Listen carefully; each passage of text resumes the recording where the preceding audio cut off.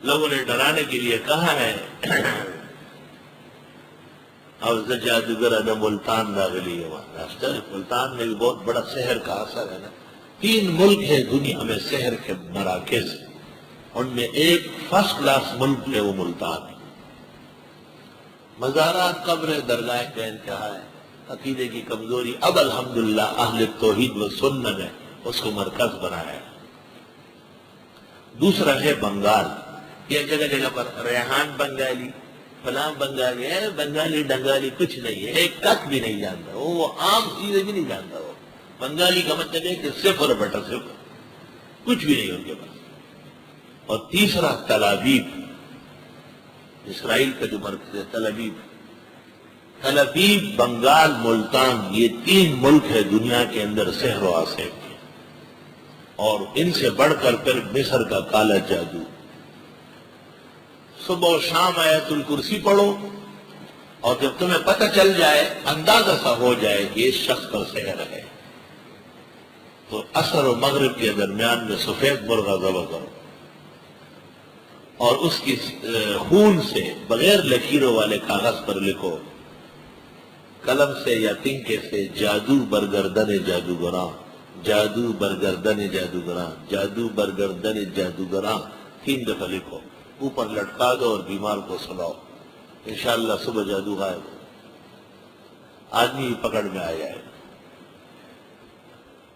اور صبح و شام پڑھا کرو اعوذ باللہ من الشیطان الرجیم بسم اللہ الرحمن الرحیم وارادوا به کیدا فجعلناهم الاخسرین، لا الہ الا اللہ دارت واستدارت نارت واستنارت حول العرش محمد رسول اللہ صلی اللہ علیہ وآلہ آلہ وسلم، انت شافی انت کافی فی مہمات الامور، انت حسبی انت ربی انت لی نعم الوکیل۔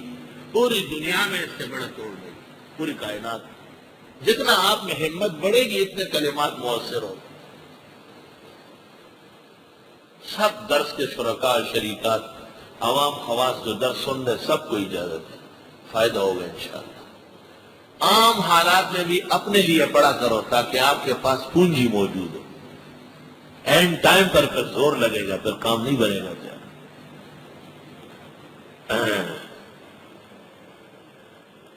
موطا امام مالک صفحہ 723، موطا امام مالک صفحہ 723 جو موجودہ نسخہ ہے درس میں پڑھایا جاتا ہے، اس میں 723 صفحہ ہے۔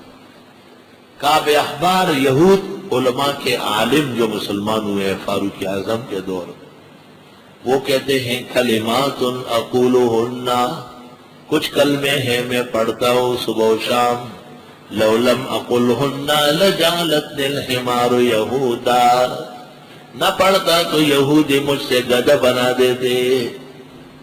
جو شخص روز فجر کی نماز کے بعد 3 دفعہ سورہ فاتحہ، 3 دفعہ آیت الکرسی، اور چہار کل 3 مرتبہ،